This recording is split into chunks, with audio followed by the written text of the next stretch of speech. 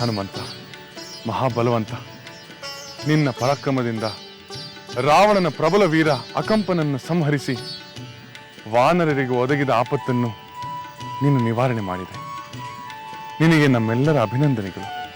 ಜೈ ಶ್ರೀರಾಮ್, ಜೈ ಶ್ರೀರಾಮ್, ಜೈ ಹನುಮಂತ, ಜೈ ಹನುಮಂತ, ಜೈ ಶ್ರೀರಾಮ್, ಜೈ ಶ್ರೀರಾಮ್, ಜೈ ಹನುಮಂತ, ಜೈ ಹನುಮಂತ. ಪ್ರಭು ರಾಮಚಂದ್ರ, ನಾನು ನಿಮ್ಮ ಸೇವಕ. ಆ ದುಷ್ಟ ರಾಕ್ಷಸನನ್ನು ನಾನು ಕೊಲ್ಲಲಿಲ್ಲ, ನಿಮ್ಮ ಅನುಗ್ರಹವೇ ಕೊಂದು ಹಾಕಿತು. ನಿಮ್ಮ ನಾಮಸ್ಮರಣೆ ಆ ಅಕಂಪನನನ್ನು ಕೊಲ್ಲಲು ಶಕ್ತಿ ನೀಡಿತು. ನೀವು ಮಾಡಬೇಕಾದ ಕಾರ್ಯವನ್ನು ನನ್ನಿಂದ ಮಾಡಿಸಿ ನನಗೆ ಗೌರವ ತಂದ ನಿಮಗೆ ನಾನು ಕೃತಾರ್ಥನಾಗಿದ್ದೇನೆ. ಆಹಾ, ಇಂತಹ ಸರಳತನ, ಇಂತಹ ವಿನಯ! ತಮ್ಮ ಅಲ್ಪಶಕ್ತಿಯನ್ನೇ ಮಹಾಶಕ್ತಿ ಎಂದು ಭಾವಿಸಿ ಹೆಮ್ಮೆ ಪಡುವವರೇ ಅಧಿಕ ಜನರಿದ್ದಾರೆ. ಆದರೆ ಅಪಾರ ಪರಾಕ್ರಮಶಾಲಿಗಳಾಗಿದ್ದರೂ, ಅದನ್ನು ಸಮರ್ಥವಾಗಿ ಪ್ರಯೋಗಿಸಿ ವಿಜಯಶಾಲಿಗಳಾಗಿದ್ದರು, ಅದು ನನ್ನದಲ್ಲ ನಿನ್ನದು ಎಂದು ಹೇಳುತ್ತಿರುವ ನಿನ್ನ ಸರಳ ಗುಣಕ್ಕೆ ಸಾಟಿ ಇಲ್ಲ ಹನುಮಂತ, ಸಾಟಿ ಇಲ್ಲ. ನೀನು ವಾನರ ಶ್ರೇಷ್ಠ ಮಾತ್ರವಲ್ಲ ಹನುಮಂತ, ಈ ಜಗತ್ತಿನಲ್ಲಿ ಸರ್ವ ಜೀವಿಗಳಲ್ಲೂ ಮಹಾಗುಣವಂತ. ಹೌದು ಸಹೋದರ, ಹನುಮಂತ ಗುಣಗಳ ಗಣಿ, ಪರಾಕ್ರಮದ ಸಾಗರ, ನಿನಗೆ ಸಮರ್ಪಿಸಿಕೊಂಡ ಪರಮ ಭಕ್ತ. ನಿನ್ನ ಮಾತು ನಿಜ ಲಕ್ಷ್ಮಣ. ಗುಣದಲ್ಲಾಗಲಿ ಶೌರ್ಯ ಪರಾಕ್ರಮದಲ್ಲಾಗಲಿ ಹನುಮಂತನಿಗೆ ಸರಿಸಾಟಿ ಇಲ್ಲ. ಹನುಮಂತನಿದ್ದ ಕಡೆ ಖಂಡಿತ ಜಯ ಸಿಗುತ್ತದೆ ಎಂಬುದಕ್ಕೆ ನಾನೇ ಸಾಕ್ಷಿಯಾಗಿದ್ದೆ. ವಾಲಿಯಿಂದ ಭೀತಿಗೊಂಡು ರಾಜ್ಯಭ್ರಷ್ಟನಾಗಿದ್ದಾಗಲೂ ನನ್ನ ಪ್ರಿಯ ಸಚಿವನಾದ ಹನುಮಂತ ನನ್ನನ್ನು ತೊರೆಯಲಿಲ್ಲ. ಹನುಮಂತನಿದ್ದುದರಿಂದಲೇ ನನಗೆ ಶ್ರೀರಾಮನ ದರ್ಶನವಾಯಿತು. ಕಿಷ್ಕಿಂಧೆಯ ಒಡೆತನ ನನಗೆ ಮತ್ತೆ ದೊರೆಯಿತು. ಈಗ ಧರ್ಮಾತ್ಮನಾದ ವಿಭೀಷಣನಿಗೂ ಶುಭದಾಯಕವಾಗುವುದರಲ್ಲಿ ಯಾವುದೇ ಸಂದೇಹವಿಲ್ಲ. ಸುಗ್ರೀವ ಮಹಾರಾಜ, ನನಗೆ ಈ ಲೌಕಿಕವಾದ ಯಾವ ಸ್ಥಾನಮಾನಗಳ ಹಂಬಲವೂ ಇಲ್ಲ. ಪರಿಶುದ್ಧವಾದ ಸ್ನೇಹವೇ ಶಾಶ್ವತವಾಗಿ ಉಳಿಯುವುದು. ಶ್ರೀರಾಮನ ಕೃಪೆ, ಹನುಮಂತ ಮತ್ತು ನಿಮ್ಮೆಲ್ಲರ ಸ್ನೇಹ ಶಾಶ್ವತವಾಗಿ ನನಗೆ ದೊರಕಲಿ ಎಂದು ನಾನು ಬಯಸುತ್ತೇನೆ. ಶ್ರೀರಾಮನ ನೆರಳಿಗೆ ಬಂದ ಕೂಡಲೇ ನಾವೆಲ್ಲ ಮಿತ್ರರಾದಂತಾಯ್ತು ವಿಭೀಷಣ. ನಮ್ಮ ಮಿತ್ರತ್ವ ಶ್ರೀರಾಮನ ದಯೆಯಿಂದ ಧರ್ಮ ರಕ್ಷಣೆಗೆ ವಿನಿಯೋಗವಾಗಲಿ. ಮಿತ್ರರೇ, ನೀವು ಹೇಳಿದ ಎಲ್ಲ ಮಾತುಗಳು ನನ್ನ ಹೃದಯವನ್ನು ಕಲಕುತ್ತಿದೆ. ಆದರೆ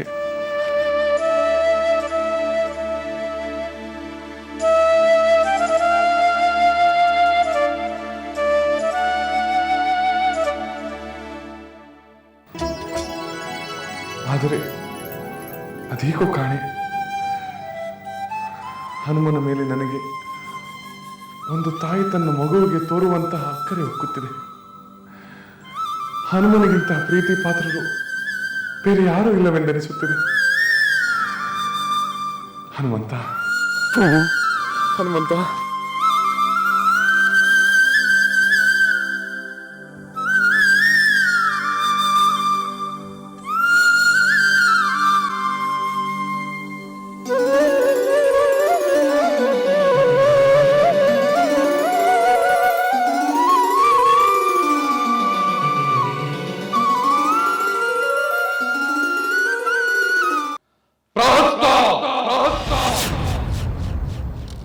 ಪ್ರಣಾಮಗಳು ಮಹಾಪ್ರಭು. ರಾಸ್ತ, ನಿನ್ನೊಡನೆ ನಾನು ಮಾತನಾಡಬೇಕಾಗಿದೆ. ಅಪ್ಪಣೆ ಮಾಡಿ ಪ್ರಭು. ರಾಸ್ತ, ನಿನ್ನ ಸಲಹೆಯಂತೆ ರಣರಂಗಕ್ಕೆ ಹೋದ ಧೂಮ್ರಾಕ್ಷ, ವಜ್ರದಂಶ್ರ, ಅಕಂಪನ ಮೊದಲಾದ ವೀರರೆಲ್ಲ ಹತರಾಗಿದ್ದಾರೆ.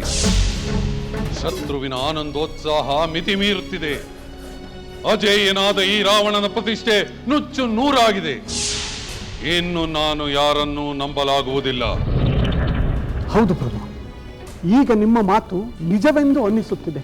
ಬರೀ ನಿಜವಲ್ಲ, ನಿಜದಲ್ಲಿ ನಿಜ. ಈಗ ರಣರಂಗಕ್ಕೆ ನಾನು ಹೋಗಬೇಕು, ಇಲ್ಲವೇ ಕುಂಭಕರ್ಣ ಹೋಗಬೇಕು, ಇಲ್ಲವೇ ನನ್ನ ಪುತ್ರ ಇಂದ್ರಜಿತ್ ಹೋಗಬೇಕು. ಅದಕ್ಕೆ ನಾನು ನಿನಗೆ ಒಂದು ಅವಕಾಶವನ್ನು ನೀಡೋಣ ಎಂದುಕೊಂಡಿದ್ದೇನೆ. ನೀನು ಈಗಲೇ ಸೇನಾ ಸಹಿತ ರಣರಂಗಕ್ಕೆ ಹೋಗಿ ಆ ವಾನರ ಸೈನ್ಯವನ್ನು ಧ್ವಂಸ ಮಾಡು. ಹಾಗೆಯೇ ಆಗಲಿ ಪ್ರಭು. ನಾನು ಈ ಕ್ಷಣವೇ ಯುದ್ಧರಂಗಕ್ಕೆ ಹೊರಡುತ್ತೇನೆ. ಪ್ರಹಸ್ತ, ನಿನ್ನ ಶೌರ್ಯ ಸಾಹಸಗಳ ಬಗ್ಗೆ ನನಗೆ ನಂಬಿಕೆ ಇದೆ. ನೀನು ಮಹಾಗರ್ಜನೆಯನ್ನು ಮಾಡುತ್ತಾ ರಣರಂಗವನ್ನು ಪ್ರವೇಶಿಸಿದರೆ ಚಪಲ ಚಿತ್ತರಾದ ಆ ಕಪಿಗಳು ಎದೆಯೊಡೆದುಕೊಂಡು ಓಡಿ ಹೋಗುತ್ತಾರೆ. ನಿನ್ನ ಅಪ್ಪರ ದುಬ್ಬರಕ್ಕೆ ಆ ವಾನರರೆಲ್ಲ ದಿಕ್ಕಾಪಾಲಾಗಿ ಓಡಿ ಹೋಗಬೇಕು. ವಾನರರ ಸಹಾಯವಿಲ್ಲದ ಆ ರಾಮ ಲಕ್ಷ್ಮಣರನ್ನು ನೀನು ಸುಲಭವಾಗಿ ಸಂಹರಿಸಬಹುದು. ಪ್ರಭು, ನಿಮ್ಮ ನಂಬಿಕೆ ಭರವಸೆಗಳಿಗೆ ನಾನು ಕೃತಜ್ಞನಾಗಿದ್ದೇನೆ. ಯುದ್ಧರಂಗದಲ್ಲಿ ಯಾವ ಕ್ಷಣದಲ್ಲಾದರೂ ವಿಪತ್ತು ಸಂಭವಿಸಬಹುದು, ಸಾವು ಸಂಭವಿಸಬಹುದು, ಸಾಯದೆಯೂ ಇರಬಹುದು. ಆದರೆ ಇಂತಹ ಸಮಯದಲ್ಲಿ ಯುದ್ಧ ವಿಮುಖರಾಗುವುದು ಒಳ್ಳೆಯದಲ್ಲ. ಏಕೆಂದರೆ ವೀರನಾದವನಿಗೆ ಯುದ್ಧವೇ ಶ್ರೇಷ್ಠ. ಯುದ್ಧದಲ್ಲಿ ಮಡಿದರೆ ವೀರ ಸ್ವರ್ಗ. ಯುದ್ಧ ಮಾಡದಿದ್ದರೆ ಈ ಕ್ಷಣದಲ್ಲಿ ಸಾವನ್ನು ತಪ್ಪಿಸಬಹುದು. ಆದರೆ ಮೃತ್ಯುವಿನಿಂದ ಎಂದಿಗೂ ತಪ್ಪಿಸಿಕೊಳ್ಳಲು ಸಾಧ್ಯವೇ ಇಲ್ಲ, ಅಲ್ಲವೇ ಪ್ರಹಸ್ತ? ಹೌದು ಪ್ರಭು.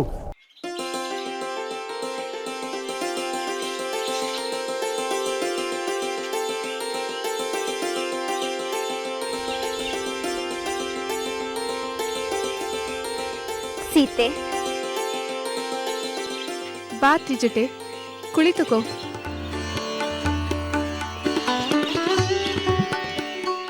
ಏನಾದರೂ ವಿಷಯವಿದೆಯೇ? ಸೀತೆ, ನಿನ್ನ ಸಂಕಟದ ದಿನಗಳೆಲ್ಲ ಕಳೆದು ನಿನ್ನ ಸಂತಸದ ದಿನಗಳು ಇನ್ನಷ್ಟು ಹತ್ತಿರವಾಗಿದೆ. ಹೌದೇ? ಅಂತಹ ವಿಷಯವೇನಿದೆ ತ್ರಿಜಟೆ? ಸೀತೆ, ನಾನು ಮೊದಲೇ ಹೇಳಿದಂತೆ ರಾವಣನ ಕಡೆಯ ವೀರರೆಲ್ಲ ಒಬ್ಬರಾದ ಮೇಲೊಬ್ಬರು ಯುದ್ಧ ಭೂಮಿಗೆ ಹೋಗಿ ಅಸುನೀಗುತ್ತಿದ್ದಾರೆ.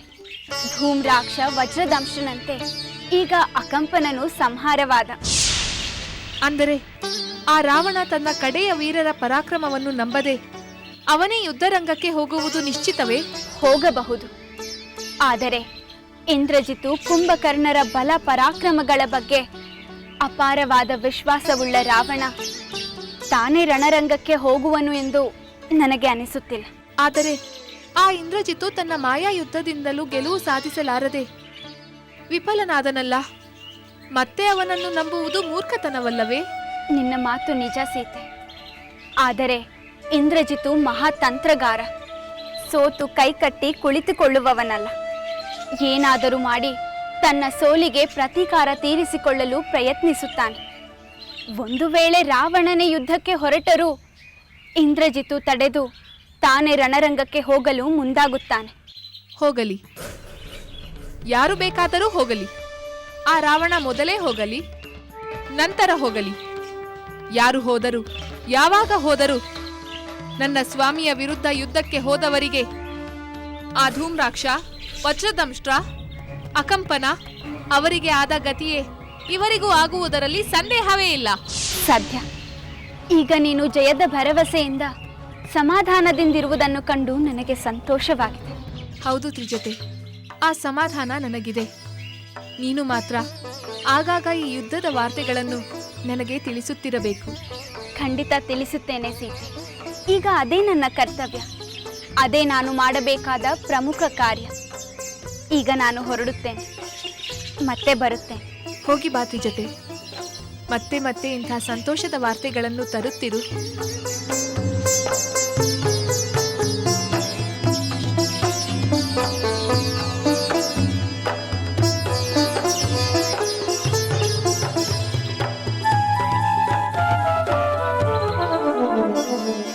ವೀರನಾದವನು ಯುದ್ಧವನ್ನು ನಿರೀಕ್ಷೆ ಮಾಡುತ್ತಾನೆ.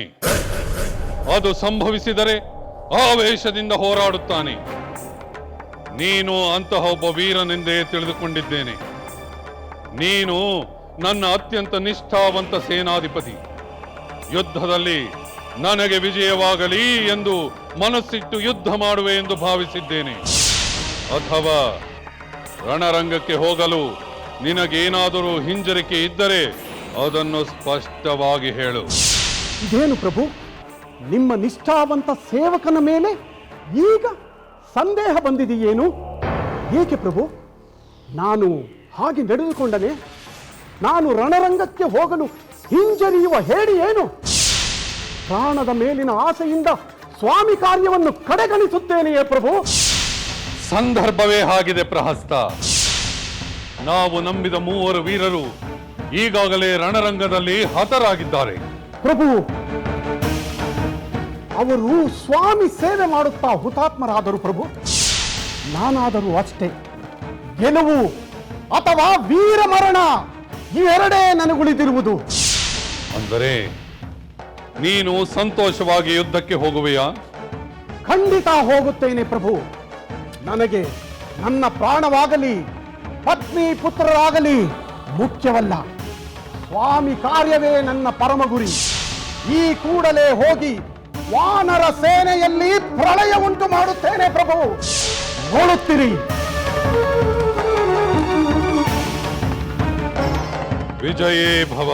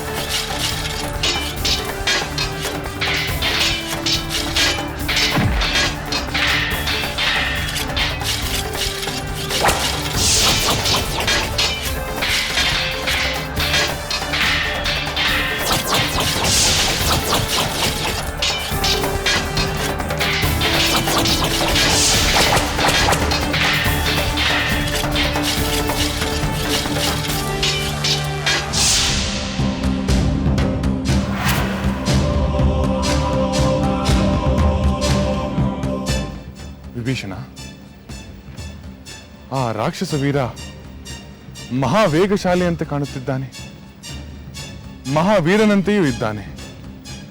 ಅವನಾರು? ಅವನ ಹೆಸರೇನು? ಅವನ ಬಲ ಪೌರುಷಗಳೆಷ್ಟೆಂದು ಹೇಳು. ರಾಘವ, ಅವನು ಬೇರಾರೂ ಅಲ್ಲ, ರಾವಣನ ಸೇನಾಧಿಪತಿ ಪ್ರಹಸ್ತ. ರಾವಣನ ಅಪಾರ ಸೈನ್ಯದ 1/3 ಭಾಗದ ದಳಪತಿ ಅವನೇ. ಎನ್ನ ಮಾತು ನಿಜ ರಾಘವ. ಅವನು ವೇಗಶಾಲಿಯೂ ಹೌದು, ಮಹಾಪರಾಕ್ರಮಿಯೂ ಹೌದು, ಶಸ್ತ್ರಾಸ್ತ್ರಗಳನ್ನು ಬಲ್ಲವನು. ಎಲ್ಲಕ್ಕಿಂತ ಮುಖ್ಯವಾಗಿ ರಾವಣನಿಗೆ ಅತ್ಯಂತ ನಿಷ್ಠಾವಂತನು. ಸಹೋದರ, ಆ ಪ್ರಹಸ್ತನ ಯುದ್ಧ ಪ್ರಬುದ್ಧತೆಯನ್ನು ನೋಡುತ್ತಿದ್ದರೆ ಅವನು ಸೇನಾಧಿಪತಿಯಾಗಲು ಅರ್ಹನೆಂದು ಅನಿಸುತ್ತಿದೆ. ಅವನನ್ನು ಹೀಗೆ ಬಿಟ್ಟರೆ ನಮಗೆ ಆಪತ್ತು ಖಂಡಿತ. ಅವನನ್ನು ಈಗಲೇ ತಡೆಯಬೇಕು. ನೀನು ಅಪ್ಪಣೆ ಕೊಟ್ಟರೆ ನಾನು ಆ ಕೆಲಸವನ್ನು ಮಾಡುತ್ತೇನೆ. ಆತುರ ಬೇಡ. ಆ ಪ್ರಹಸ್ತನ ಯುದ್ಧ ಪ್ರಬುದ್ಧತೆಯನ್ನು ನೋಡುತ್ತಿದ್ದರೆ ಅವನು ಸೇನಾಧಿಪತಿಯಾಗಲು ಅರ್ಹನೆಂದು ಅನಿಸುತ್ತಿದೆ. ಅವನನ್ನು ಹೀಗೆ ಬಿಟ್ಟರೆ ನಮಗೆ ಆಪತ್ತು ಖಂಡಿತ. ಅವನನ್ನು ಈಗಲೇ ತಡೆಯಬೇಕು. ನೀನು ಅಪ್ಪಣೆ ಕೊಟ್ಟರೆ ನಾನು ಆ ಕೆಲಸವನ್ನು ಮಾಡುತ್ತೇನೆ. ಆತುರ ಬೇಡ. ರಾವಣನ ಕಡೆ ಎಂಥ ವೀರನನ್ನೇ ಆದರೂ ಅವನನ್ನು ಸಂಹರಿಸುವ ಶಕ್ತಿ ನಿನ್ನಲ್ಲಿದೆ. ಆದರೆ ಈ ಪ್ರಹಸ್ತನ ಸಂಹಾರ ವಾನರ ವೀರರಿಂದಲೇ ಆಗಲಿ ಎಂಬುದು ನನ್ನ ಆಸೆ. ಅಂದರೆ ರಾಮಚಂದ್ರ, ಈ ಪ್ರಹಸ್ತನ ದಮನ ಕಾರ್ಯ ಹನುಮಂತನಿಂದಲೇ ಆಗಲಿ ಎನ್ನುತ್ತಿರುವೆಯಾ? ಇಲ್ಲ, ಅಂಗದ ಅಥವಾ ಸುಗ್ರೀವನಿಂದಲೇ? ಬೇಡ. ಅವರು ಈಗಾಗಲೇ ಪ್ರಮುಖ ಶತ್ರು ವೀರರನ್ನು ಸಂಹರಿಸಿ ಕೀರ್ತಿಶಾಲಿಗಳಾಗಿದ್ದಾರೆ. ಸೀತಾನ್ವೇಷಣೆಯ ಕಾರ್ಯದಲ್ಲಿ ಮುಖ್ಯ ಪಾತ್ರವನ್ನು ವಹಿಸಿರುವ ಇನ್ನೊಬ್ಬ ವಾನರ ವೀರರಿಂದ ಈ ಪ್ರಹಸ್ತನ ಸಂಹಾರವಾಗಲಿ. ಅದೂ ಒಳ್ಳೆಯದೇ. ಈ ಧರ್ಮ ಯುದ್ಧದಲ್ಲಿ ಶತ್ರುವನ್ನು ದಮನ ಮಾಡುವ ಅವಕಾಶ ಎಲ್ಲರಿಗೂ ಲಭ್ಯವಾಗಲಿ.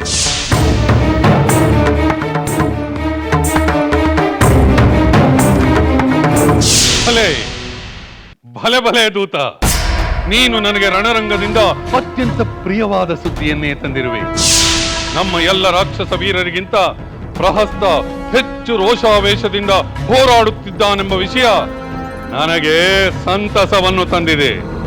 ಆದರೆ ಪ್ರಹಸ್ತನನ್ನು ಎದುರಿಸಿ ಯಾವ ವಾನರ ವೀರರು ಯುದ್ಧ ಮಾಡದೇ ಇರುವುದು ಅಚ್ಚರಿಯುಂಟು ಮಾಡಿದೆ.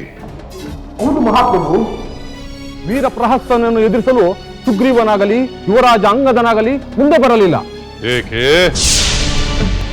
ಅವರು ಇವನೊಡನೆ ಸೆಣಸಾಡಲು ಪರಾಕ್ರಮಿಗಳಲ್ಲವೇ? ರಾಮ ಲಕ್ಷ್ಮಣರೇ ಬರಬೇಕೆ? ಆ ಸೂಚನೆ ಕಾಣುತ್ತಿಲ್ಲ ಪ್ರಭು. ಮಹಾಬಲಶಾಲಿಯಾದ ಜಾಂಬವಂತ, ಮಹಾವೀರನಾದ ನೀಲನೆಂಬ ವಾನರ ಪ್ರಹಸ್ತನನ್ನು ಎದುರಿಸಿ ಹೋರಾಡುತ್ತಿದ್ದಾರೆ. ಇವರಾರು ನಮ್ಮ ಪ್ರಹಸ್ತನ ಪರಾಕ್ರಮಕ್ಕೆ ಸಾಟಿ ಇಲ್ಲ. ಆ ಜಾಂಬವಂತ ಅವನೊಬ್ಬ ಮೂದಿ ಕರಡಿ. ಇನ್ನು ಆ ನೀಲ, ಅವನು ಸೇತುವೆ ಕಟ್ಟುವುದಕ್ಕೆ ಸರಿಯೇ ಹೊರತು ಯುದ್ಧದಲ್ಲಿ ಯಾವ ಪರಿಶ್ರಮವೂ ಇಲ್ಲ. ಇವರಿಬ್ಬರನ್ನು ನಮ್ಮ ಪ್ರಹಸ್ತ ಕೊಲ್ಲುವುದರಲ್ಲಿ ಸಂದೇಹವೇ ಇಲ್ಲ. ಹಾಗಾದರೆ ಪ್ರಹಸ್ತ ಯುದ್ಧವನ್ನು ಗೆದ್ದೇ ಗೆಲ್ಲುತ್ತಾನೆಂದು ಹೇಳುತ್ತೀರಾ ಪ್ರಭು? ಅಂತಹ ಅವಸರದ ನಿರ್ಧಾರ ತೆಗೊಳ್ಳುವ ಅವಿವೇಕಿ ನಾನಲ್ಲ.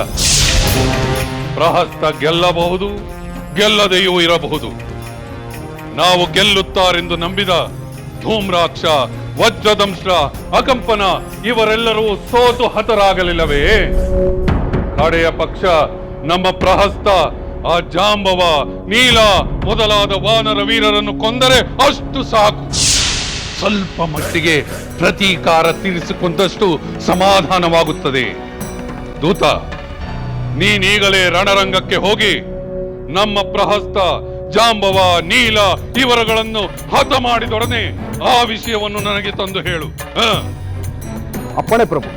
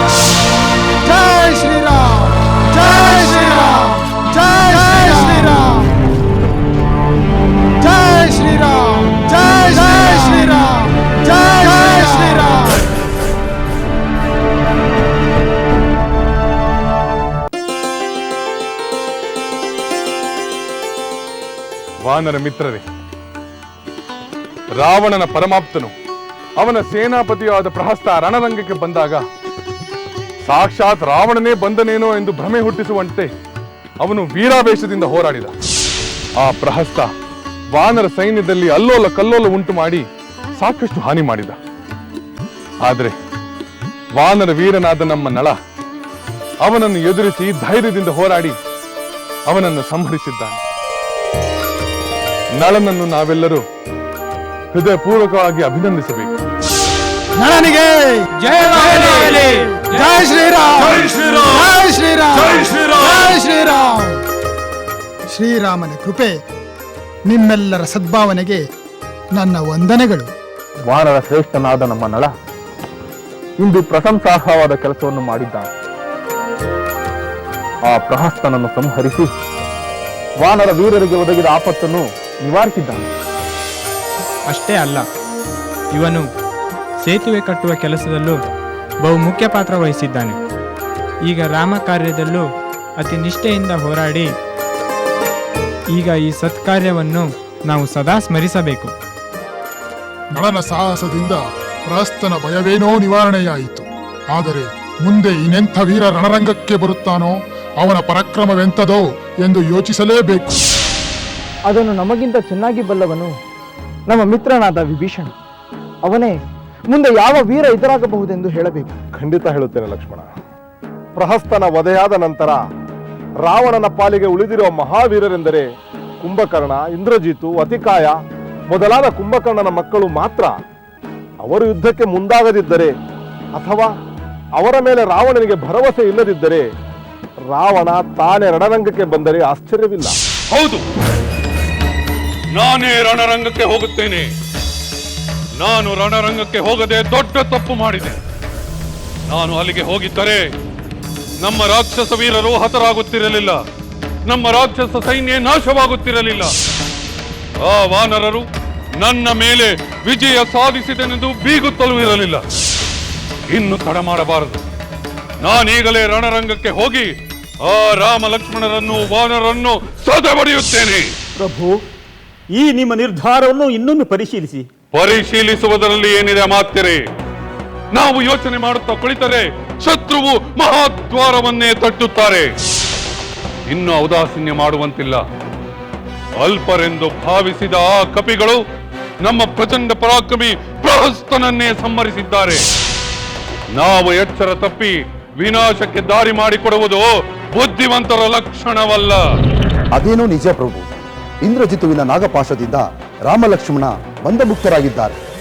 ಇಂದ್ರನ ಮೇಲೆ ವಿಜಯ ಸಾಧಿಸಿದ ಸೇನಾಧಿಪತಿ ಪ್ರಹಸ್ತನನ್ನೇ ಸಂಹರಿಸಿದ್ದಾರೆ. ಹಾಗಾಗಿ ನಾವು ನಮ್ಮ ಶತ್ರುಗಳನ್ನು ಅಲ್ಪರೆಂದು ಭಾವಿಸುವುದು ತಪ್ಪಾಗುತ್ತದೆ. ನನ್ನ ಪ್ರತಿಷ್ಠೆಗೆ, ನನ್ನ ಘನತೆಗೆ ಶತ್ರುಗಳ ಮೇಲೆ ಯುದ್ಧ ಮಾಡಲು ನಾನು ರಣರಂಗಕ್ಕೆ ಹೋಗುತ್ತೇನೆ. ನೀವೇ ಕಾಲಯಮನಂತ ರಣ ಭೂಮಿಯಲ್ಲಿ ಕಾಣಿಸಿಕೊಂಡರೆ ನಮಗೆ ಜಯ ದೊರೆಯಲೇಬೇಕು ಪ್ರಭು. ಹೌದು ಪ್ರಭು, ಅದರಲ್ಲಿ ಸಂದೇಹವೇ ಇಲ್ಲ. ಜಯ ನಮಗೆ ಒಲಿಯದೆ ಎಲ್ಲಿಗೆ ಹೋಗುತ್ತದೆ? ಏ ಲಂಕೇಶ್ವರ, ಆ ವಿಜಯಲಕ್ಷ್ಮಿಯನ್ನು ದುಟ್ಟು ಹಿಡಿದು ಸೆಳೆದು ತರುತ್ತಾನೆ. ಈ ಲಂಕೇಶನ ಅಂಕೆ ಇಲ್ಲದ ಆಕ್ರೋಶಕ್ಕೆ ವಾನರ ಸೈನ್ಯ ಧೂಳೀಪಟವಾಗುತ್ತದೆ. ಆ ದುಷ್ಟ ಕವಿಗಳ ನೆತ್ತರಿನಿಂದ ಭೂಮಿಯನ್ನು ನೆನೆಸುತ್ತೇನೆ. ಇದು ಸತ್ಯ, ಸತ್ಯ, ಸತ್ಯ.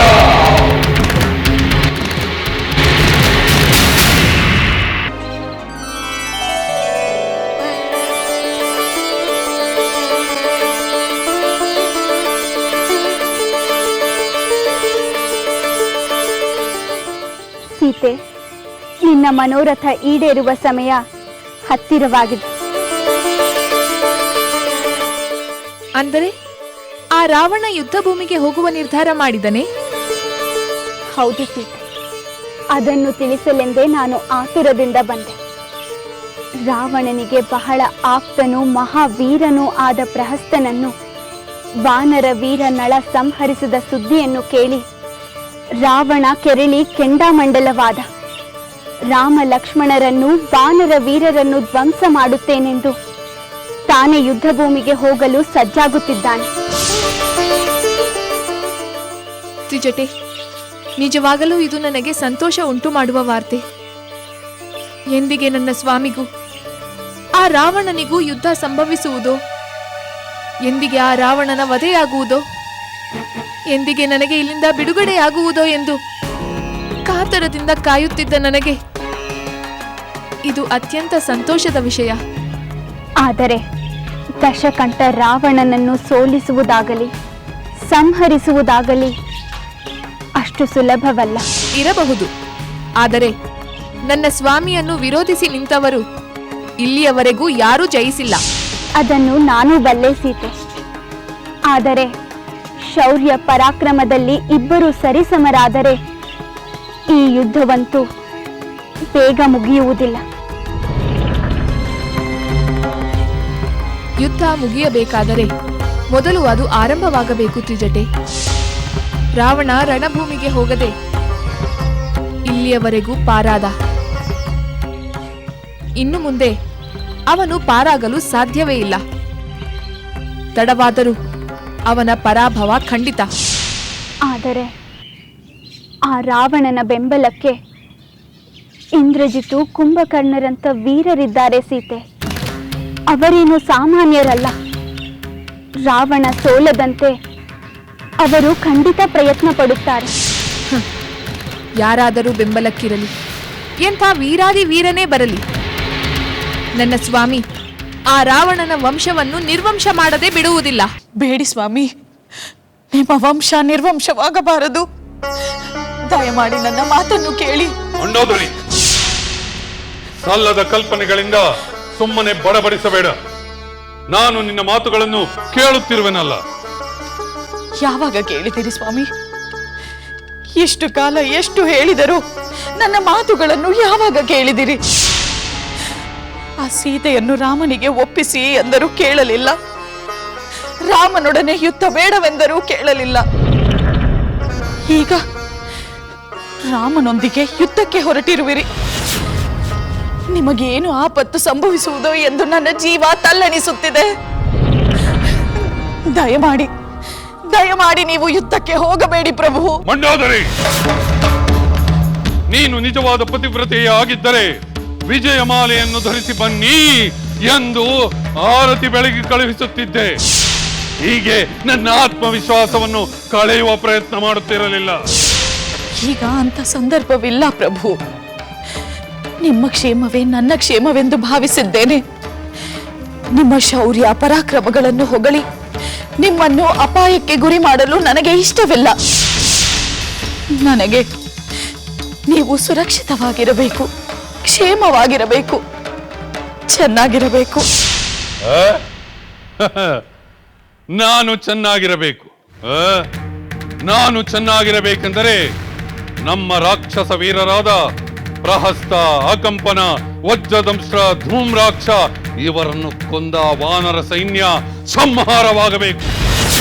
ಆ ವಾನರ ಸೈನ್ಯವನ್ನು ಕರೆತಂದ ಆ ರಾಮ ಲಕ್ಷ್ಮಣರು ಸಂಹಾರವಾಗಬೇಕು.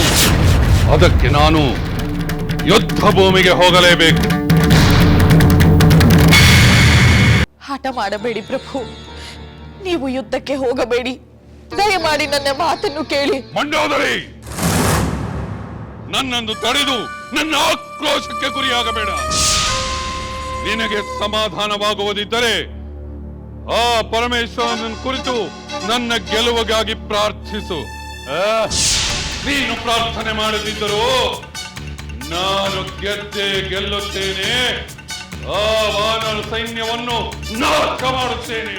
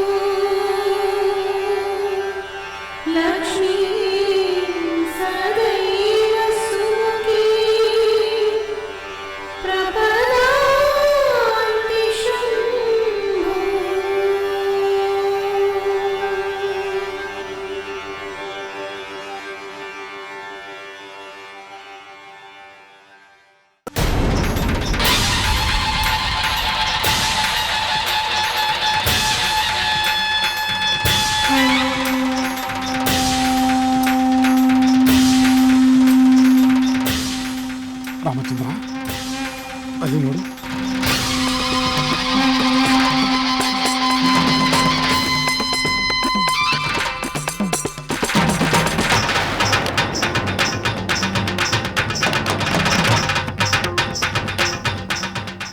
ವಿಭೀಷಣ, ಇದೇನು ಈ ವೈಭವ, ಈ ಉತ್ಸಾಹ, ಅಪರೂಪವಾದ ಈ ಕೋಲಾಹಲ? ಖಡ್ಗ, ಗದೆ, ಶೂಲ ಮೊದಲಾದ ಆಯುಧಗಳಿಂದ ನಿರ್ಭಯರಾಗಿ ಬರುತ್ತಿರುವ ತೇಜಸ್ವಿಗಳಾದ ಈ ಅತಿರಥ ಮಹಾರಥರಾರು? ಈ ಸೈನ್ಯ ಯಾರದು?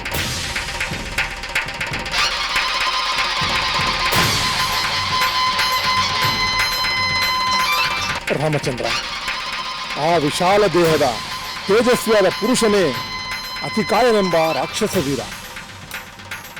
ಅವರು ಬರೀ ಅತಿರಥ ಮಹಾರಥನಲ್ಲ, ಮಹಾಪರಾಕ್ರಮಿಯೂ ಹೌದು.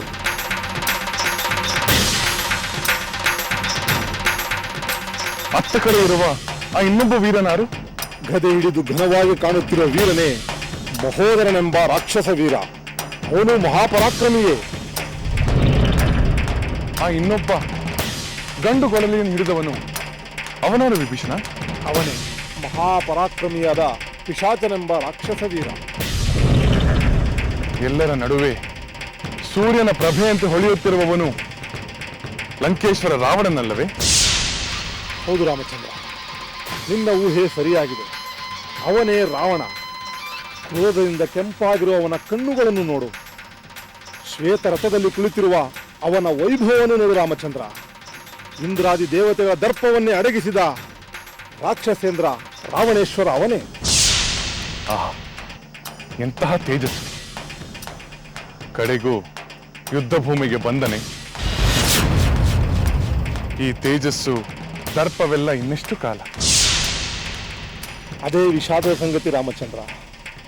ಮಹಾಪರಾಕ್ರಮಿ, ಮಹಾ ತೇಜಸ್ವಿ, ಮಹಾಮಹಿಮೆಗಳುಳ್ಳವನು, ತಪಸ್ಸಿನಿಂದ ದಿವ್ಯ ವರಗಳನ್ನು ಪಡೆದವನು, ಪರಮೇಶ್ವರನ ಪರಮ ಭಕ್ತ, ಈ ಸ್ವರ್ಣ ಲಂಕೆಯ ಅಧಿಪತಿ, ಲೋಕಲೋಕಗಳಲ್ಲೇ ವಿಖ್ಯಾತನಾದವನು. ಅಂಥವನು ನನ್ನ ಸಹೋದರನೆಂದು ಹೆಮ್ಮೆ ಪಡಲು ಅಥವಾ ಈ ಸುಖ ವೈಭವಗಳೆಲ್ಲ ನಾಶವಾಗುವಂತೆ ಅಧರ್ಮದಿಂದ ನಡೆದುಕೊಂಡವನೆಂದು ದುಃಖ ಪಡಲು ಒಂದು ಅರ್ಥವಾಗುತ್ತಿಲ್ಲ ರಾಮಚಂದ್ರ, ಅರ್ಥವಾಗುತ್ತಿಲ್ಲ. ದುಃಖ ವಿಷಾದಗಳಿಗೆ ಅವಕಾಶವಿಲ್ಲ ವಿಭೀಷಣ. ಧರ್ಮ ಬಾಹಿರವಾದ ವೈಭವ ನಿರರ್ಥಕ, ಧರ್ಮ ಸಹಿತವಾದ ಬದುಕು ಲೋಕಪ್ರಿಯ. ರಾವಣ ಈಗ ನಿನ್ನ ಸೋದರನಲ್ಲ, ಧರ್ಮ ವಿರೋಧಿಯಾದ ಪಾಷಂಡ. ಹೌದು ರಾಮಚಂದ್ರ, ಅರಣ್ಯವನ್ನು ದಹಿಸುವ ಕಾಲ್ಗಿಚ್ಚಿಗಿಂತ ಕತ್ತಲನ್ನು ಬೆಳಗುವ ಒಂದು ಸಣ್ಣ ದೀಪವೇ ಶ್ರೇಷ್ಠವಾದದ್ದು. ಹಾಗೆ ಉಜ್ವಲವಾದ ರಾವಣನ ತೇಜಸ್ಸು ಪ್ರಶಂಸೆಗಾಗಿ ಅಲ್ಲ, ತಿರಸ್ಕಾರಕ್ಕೆ ಯೋಗ್ಯ. ನಿಜ ವಿಭೀಷಣ, ಈ ರಾವಣನ ವೈಭವವನ್ನು ಕಂಡು ಎಲ್ಲವೂ ಕ್ಷಣಿಕವೆಂಬ ಭಾವನೆ ಬರುತ್ತಿದೆ. ಎಲ್ಲವನ್ನು ಗಳಿಸಿದ, ಎಲ್ಲವನ್ನು ಸಾಧಿಸಿದ ಧೀರ ರಾವಣ ತನ್ನ ಅಧರ್ಮಾಚರಣೆಯಿಂದ ಎಲ್ಲವನ್ನೂ ಕಳೆದುಕೊಳ್ಳುತ್ತಾನಲ್ಲ ಎಂದು ವಿಷಾದವಾಗುತ್ತಿದೆ. ನಿಜ ರಾಮಚಂದ್ರ, ನೀನು ಹೇಳಿದಂತೆ ವಿಷಾದ ಕರುಣೆಗಳಿಗೆ ಇದು ಸಮಯವಲ್ಲ. ನಿನ್ನ ಪೌರುಷದ ಚಂಡಮಾರುತ ನಿರ್ದಯವಾಗಿ ರಾವಣನ ಎಲ್ಲ ಸುಖ ವೈಭವಗಳನ್ನು ಕೊಚ್ಚಿ ಹಾಕಬೇಕು. ಆಮೇಲಾದರೂ ನೀತಿಯುಕ್ತವಾದ ಧರ್ಮದ ಶಾಂತಿಯ ಲಂಕೆ ನಿರ್ಮಾಣವಾಗಬಹುದು. ಹೌದು ವಿಭೀಷಣ, ಬಿರುಗಾಳಿ ಬೀಸಲೇಬೇಕು. ಕಳಂಕಿತವಾದ ಎಲ್ಲ ವೈಭವವೂ ನಾಶವಾಗಲೇಬೇಕು. ಆ ನಂತರ ಹೊಸ ಧರ್ಮದ ಬೆಳಕು ಮೂಡಬೇಕು. ಸ್ವರ್ಣ ಲಂಕೆ ಧರ್ಮ ಲಂಕೆ ಆಗಬೇಕು. ಆ ಪಾಪಿ ರಾವಣನನ್ನು ಎದುರಿಸಲು ನಾನು ಸಿದ್ಧನಾಗುತ್ತೇನೆ.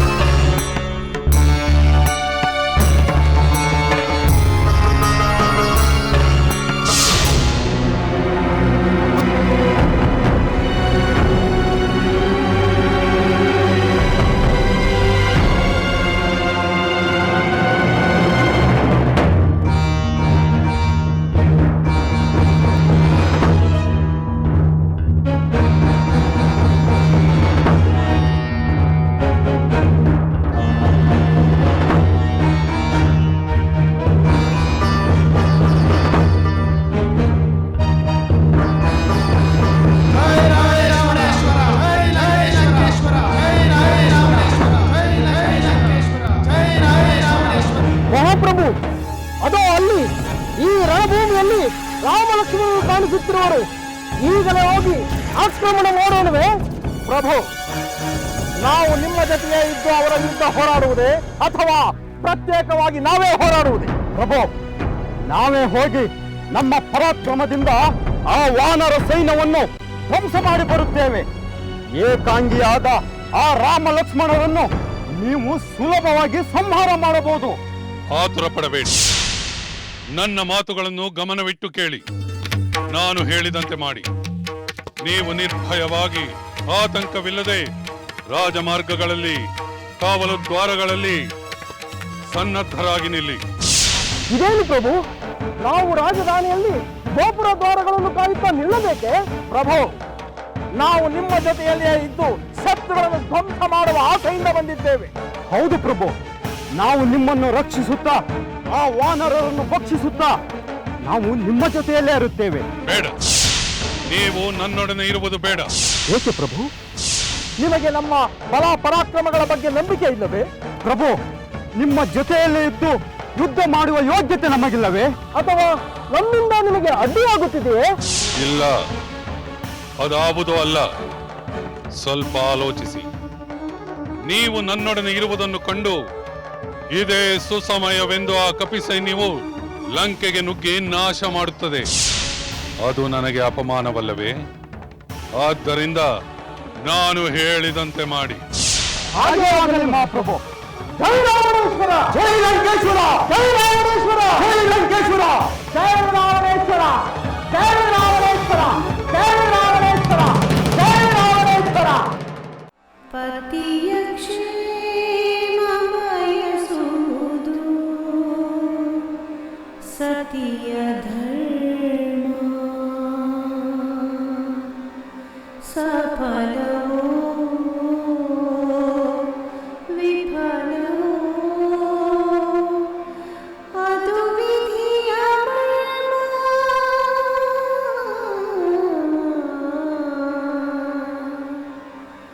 ಪತಿಯ ಕ್ಷೇಮ ಬಯಸುವುದು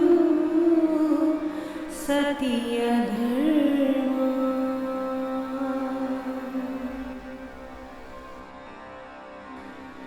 ಸದ್ಗುಣಗಳ